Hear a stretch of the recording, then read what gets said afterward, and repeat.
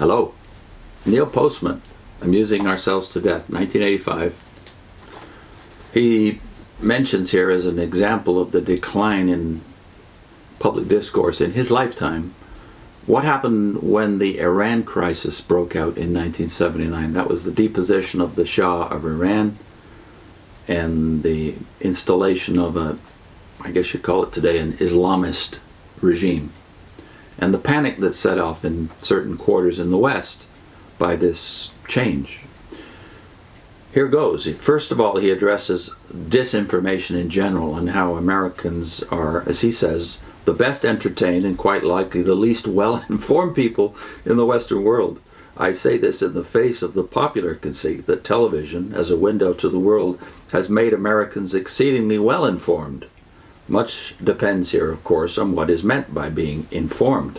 I will pass over the now tiresome polls that tell us that, at any given moment, 70% of our citizens do not know who is the Secretary of State or the Chief Justice of the Supreme Court. Let us consider instead the case of Iran during the drama that was called the Iranian hostage crisis. I don't suppose there has been a story in years that received more continuous attention from television.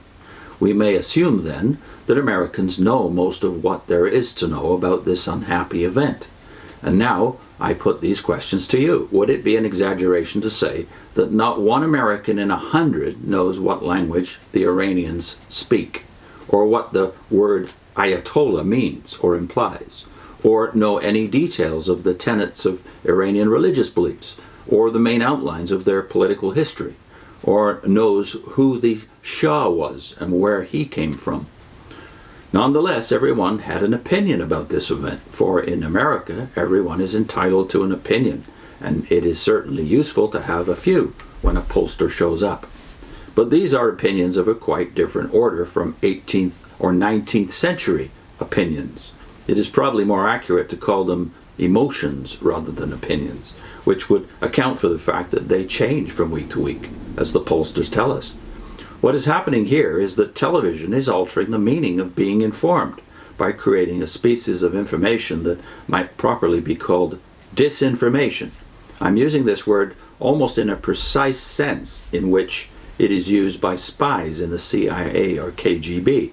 Disinformation does not mean false information. It means misleading information, misplaced, irrelevant, fragmented, or superficial information. Information that creates the illusion of knowing something, but which, in fact, leads one away from knowing. In saying this, I do not mean to imply that television news deliberately aims to deprive Americans of a coherent, contextual understanding of their world. I mean to say that when news is packaged as entertainment, that is the inevitable result. And in saying that the television news show entertains but does not inform, I am saying something far more serious than that we are being deprived of authentic information. I am saying we are losing our sense of what it means to be well informed.